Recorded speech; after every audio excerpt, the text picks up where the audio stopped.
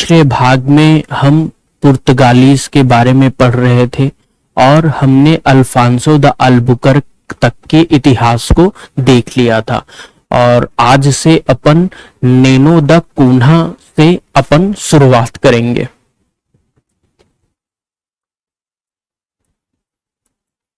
नेनो द कून्हा। नेनो द कून्हा जब भारत में गवर्नर बन के आते हैं, पुर्तगाली गवर्नर बन के आते हैं, उस समय भारत में विवाद चल रहा था, युद्ध की स्थिति थी गुजरात के शासक बहादुर शाह और मुगल अंपायर हुमायूं के बीच। ये 1529 में भारत में पुर्तगाली गवर्नर बन के आते हैं और हालांकि 1529 से पहले और अल्बुकर्क के बाद कई ऐसे गवर्नर्स आए, पुर्तगाली गवर्नर्स आए, लेकिन उनके जो सहयोग थे, उनके जो कार्य थे वो इतने महत्वपूर्ण नहीं थे कि उन्हें इतिहास में एक महत्व प्रदान किया जाए जिससे हमारे एग्जाम के पॉइंट ऑफ व्यू से वो इम्पोर्टेंट हो। तो उन्हें अपन नहीं देखेंगे, अपन सीधे नैनो द कून्हा से देखते हैं। तो नैनो द कून्हा 1529 में भारत में गवर्नर, पुर्तगाली गवर्नर बन के आए। और ये जब भारत में पुर्तगाली गवर्नर बन के आए तो उस समय विवाद चल रहा था। विवाद किसके बीच? बहादुर शाह के बीच। बहादुर शाह जो गुजराती शासक था, गुजराती शासक था, गुजराती शासक, और दूसरा मुगल शासक हुमायूं के बीच। हुमायूं के बीच। हुमायूं मुगल शासक था, मुगल शासक। और इस विवाद में पुर्तगाली शासन ने बहादुर शाह को ये आश्वस्त किया कि इस युद्ध में वो बहादुर शाह की मदद करेंगे और मदद के बदले उन्होंने बहादुर शाह से संधि की। उस संधि देखते हैं। तो जैसे बहादुर शाह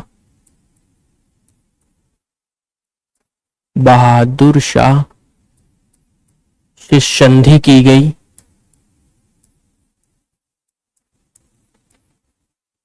और संधि में ये कहा गया कि बहादुर शाह हमें जो बसीन का द्वीप है, जो उसकी निर्भरता है, जो अन्य क्षेत्रों की बसीन पर निर्भरता है, जो बसीन द्वीप के जो राजस्व है वो पुर्तगाली शासन को देगा।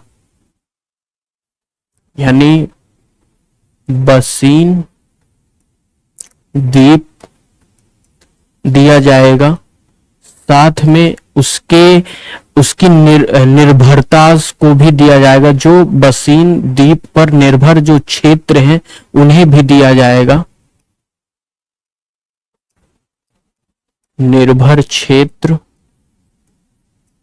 और बसीन द्वीप के जो राजस्व हैं उस पर भी पुर्तगाली शासन का अधिकार होगा। इसके अतिरिक्त संधि में ये भी कहा गया कि बहादुर शाह के द्वारा दीव जो दीव जो क्षेत्र है उसके तट पर पुर्तगालीस को एक नोवेल बेस बनाने के लिए अधिकार दिया जाएगा, जिससे वो नोवेल बेस को दीव के तटीय क्षेत्र में बनाकर जो समुद्र की एक्टिविटीज हैं उस पर वो नजर रख सकें। तो एक और शर्त रखी गई नोवेल बेस की, नोवेल बेस की दीव के तटीय क्षेत्र पर, दीव तटीय क्षेत्र पर।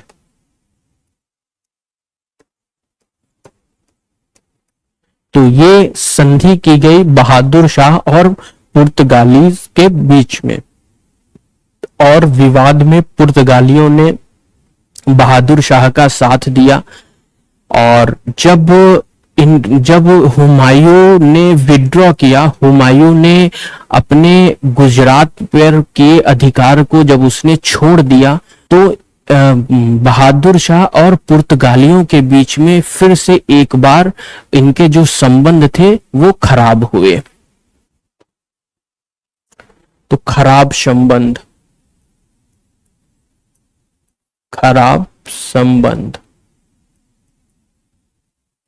किनके किनके बीच हुआ?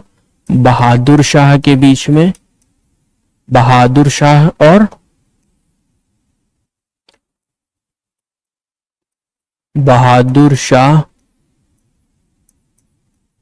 और पुर्तगाली के बीच में,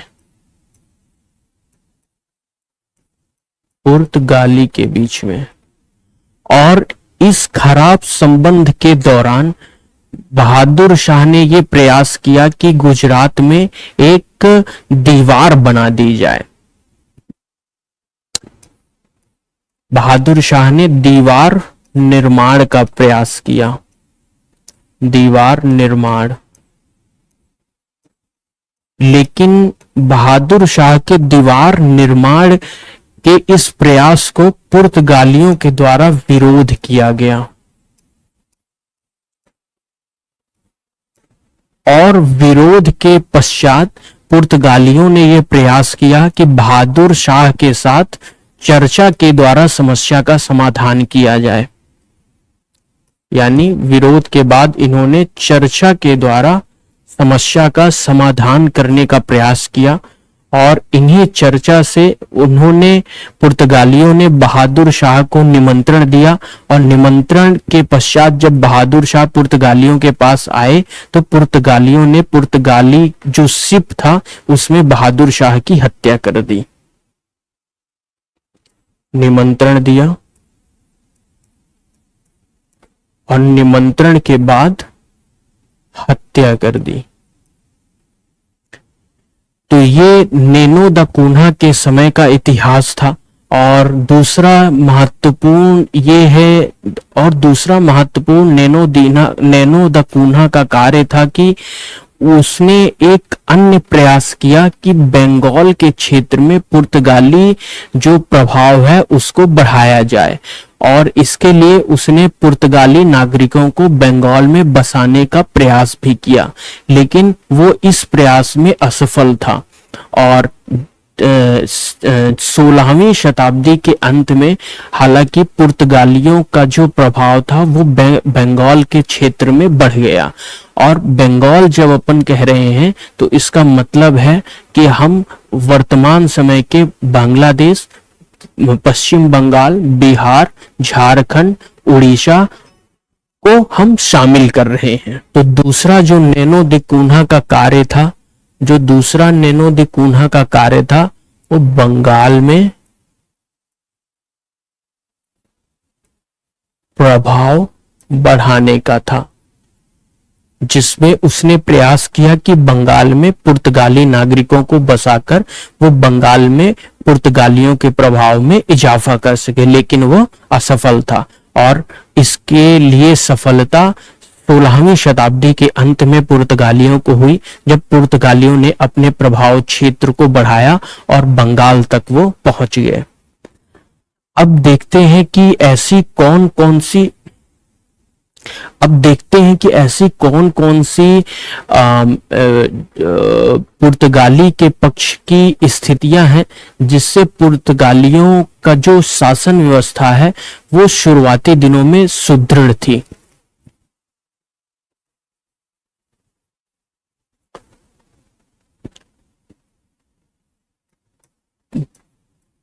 पुर्तगालियों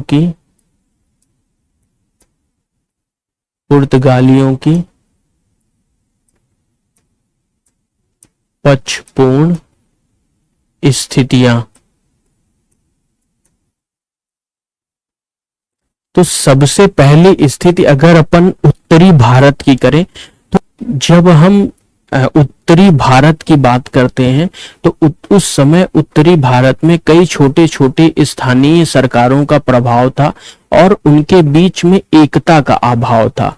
और एकता के अभाव ने ही यह स्थिति का निर्माण किया कि पुर्तगाली आराम से नॉर्थ जो उत्तरी भारत का क्षेत्र है उसमें अपने प्रभुत्व की स्थापना कर सके। तो जब अपन उत्तरी भारत की बात करते हैं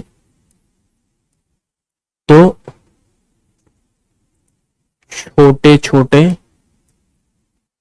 छोटे छोटे शासकों का प्रभाव था, शासकों का प्रभाव, और इन शासकों के प्रभाव में एकता का अभाव था, एकता का अभाव।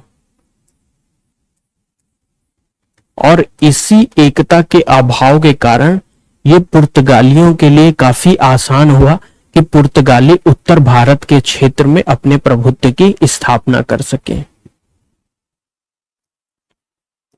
आसान प्रभुत्व। तो ये उत्तर भारत की स्थिति थी। अब देखते हैं कि दूर पूर्वी क्षेत्र की क्या स्थिति थी पुर्तगाली समय के दौरान भारत में।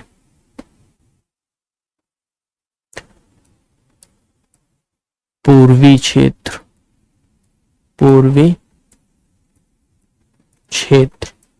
तो पूर्वी क्षेत्र में मुख्य रूप से चाइना के साम्राज्य का अधिकार था, और चाइना का जो साम्राज्य था वो नेविगेशन और शिप बिल्डिंग के निर्माण में काफी लिमिटेड थे। वो इतने एडवांस नहीं थे कि एडवांस तरीके के शिप बिल्डिंग और नेविगेशन सिस्टम को डेवलप कर सके, और इस में एडवांस ना होने के कारण वो समुद्री क्षेत्र में अपने प्रभुत्व को बढ़ाने में असफल रहे। और इसी असफलता के कारण पुर्तगालियों को ये मौका मिला कि वो समुद्री क्षेत्र में, तटीय क्षेत्र में अपने प्रभुत्व की स्थापना कर सके।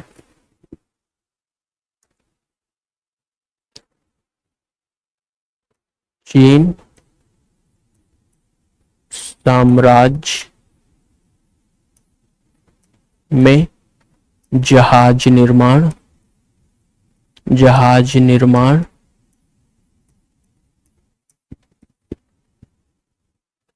और नेविगेशन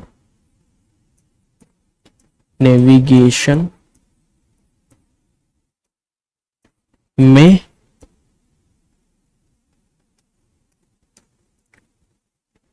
पिछड़ापन, नेविगेशन में सीमाएं,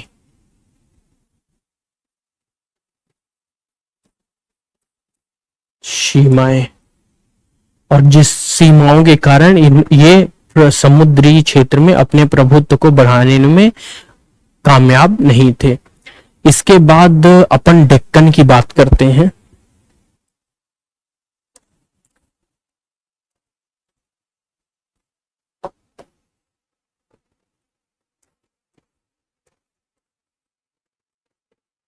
तो डेक्कन में पुर्तगाली समय के ठीक पहले बहमनी साम्राज्य का अधिकार था, और बहमनी साम्राज्य का विघटन कई छोटे छोटे साम्राज्य में हुआ, और इन साम्राज्यों के बीच में एकता का अभाव था, और इन्हीं एकता के अभाव के कारण यह उत्तरी भारत की ही तरह आसान हुआ कि पुर्तगाली डेक्कन के क्षेत्र में अपने प्रभुत्व की स्थापना कर सके। तो डेक्कन में बहमनी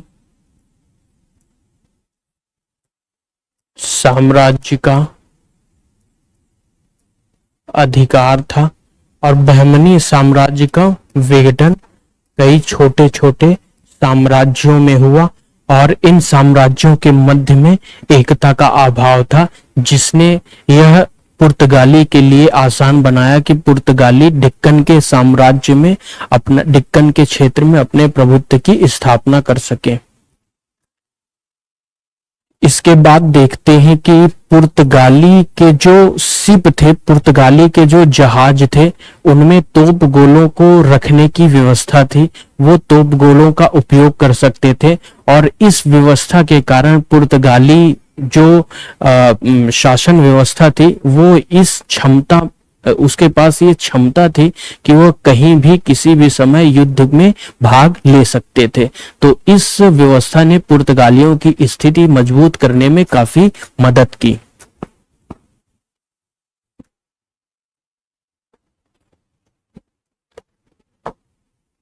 जहाज में तोप गोलों की व्यवस्था।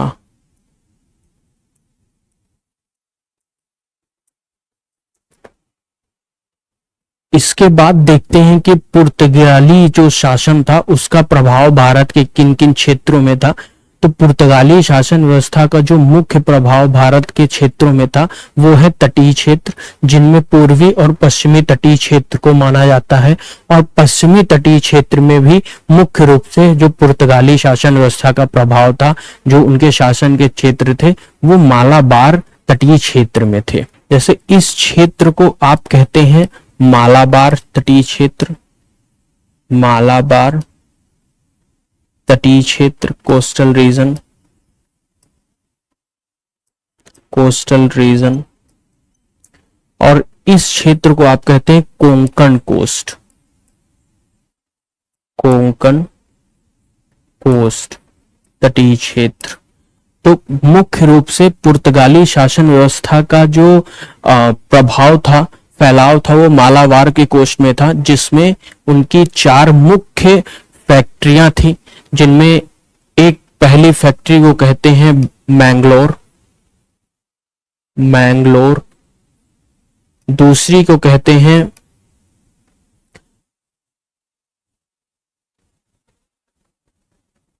कोच्चिन, तीसरी को कहते हैं कालीकट और चौथी को कहते हैं कन्नौर। इनके क्रम को आप देख लीजिएगा, क्रम ऊपर नीचे भी हो सकते हैं। तो ये पुर्तगाली जो शासन व्यवस्था थी उनके प्रमुख क्षेत्र हैं। अब देखते हैं कि पुर्तगाली, एक मुख्य बात आप ये भी ध्यान रखिएगा कि यूरोपीय आगमन में पुर्तगाली सबसे पहले नागरिक थे जो भारत आए और आके यहाँ अपने उपनिवेश को बनाया। और पुर्तगाली ही सबसे अंतिम यूरोपीय नागरिक थे जो भारत से वापस गए। और ये भारत से वापस 1961 में जब भारत सरकार के द्वारा गोवा, दमन और दीव को अधिग्रहण किया गया, उसके पश्चात ये वापस वहां यूरोप में गए। यानी पूर्ण रूप से गोवा, दमन और दीव भारत का ही एक क्षेत्र माना गया। अब देखते हैं कि पुर्तगालों के विघटन में ऐसे कौन कौन से कारण थे जो इनके विघटन में उत्तरदायी माने जाते हैं।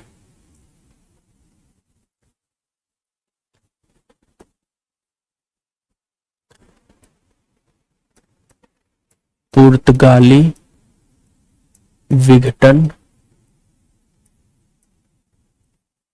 के कारण, तो जो सबसे पहला कारण है वो है ब्राजील की खोज। पुर्तगालियों के द्वारा ब्राजील की खोज की गई, जिससे पुर्तगालियों का जो ध्यान केंद्रण था वो ब्राजील की तरफ भी शिफ्ट हुआ। ब्राजील की खोज। दूसरा माना जाता है कि पुर्तगालियों के द्वारा जो स्थानीय लाभ थे वो लेने में पुर्तगाली असफल हुए, और ये न केवल भारत के उत्तरी भारत के क्षेत्र में था बल्कि इजिप्ट और पर्सिया में भी था। स्थानीय लाभ का अभाव, और ये न केवल उत्तरी भारत में था बल्कि इजिप्ट और पर्शिया में भी था। नेक्स्ट जो कारण आता है वो आता है अन्य यूरोपियों का, अन्य यूरोपीय नागरिकों का,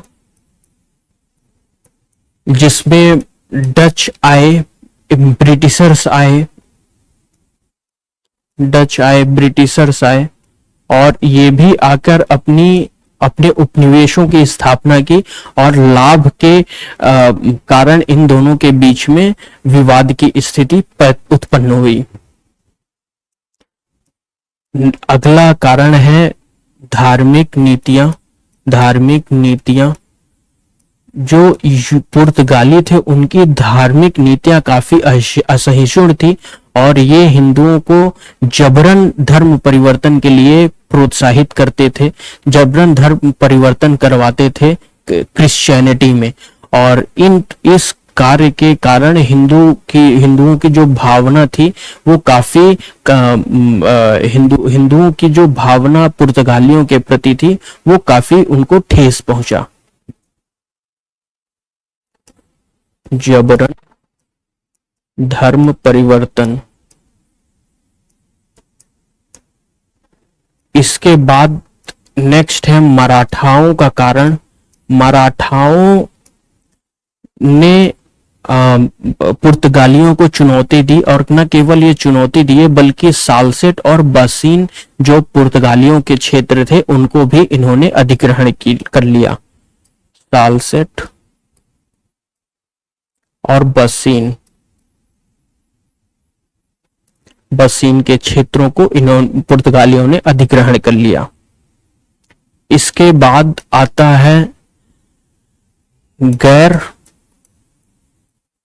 ईमानदारी वाले व्यापारिक क्रियाकलाप और गैर ईमानदारी व्यापारिक क्रियाकलाप के कारण पुर्तगालियों का एक बहुत ही बड़ा रिएक्शन हुआ अन्य व्यापारियों के द्वारा, जिसने पुर्तगालियों की स्थिति को कमजोर किया। इसके बाद समुद्री लुटेरों की भी संज्ञा दी जाती थी। समुद्री लुटेरों की भी संज्ञा दी जाती थी क्योंकि पुर्तगाली समुद्र में लूटपाट के द्वारा आय एकत्रित करते थे, जिसने पुर्तगालियों की जो एक इमेज थी उसको खराब किया। नेक्स्ट है अहंकारी और हिंसात्मक व्यवहार।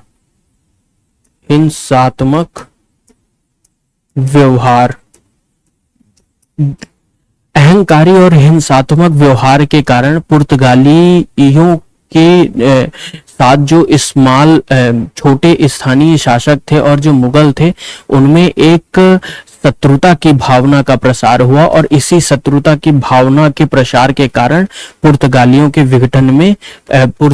का विघटन आरंभ हुआ। तो ये सभी कारण थे पुर्तगालियों के विघटन के। नेक्स्ट डिस्कशन में अपन पुर्तगालियों के महत्व को समझेंगे कि भारत में पुर्तगालियों का क्या क्या महत्व है, और इसके बाद अपन डच को शुरू करेंगे।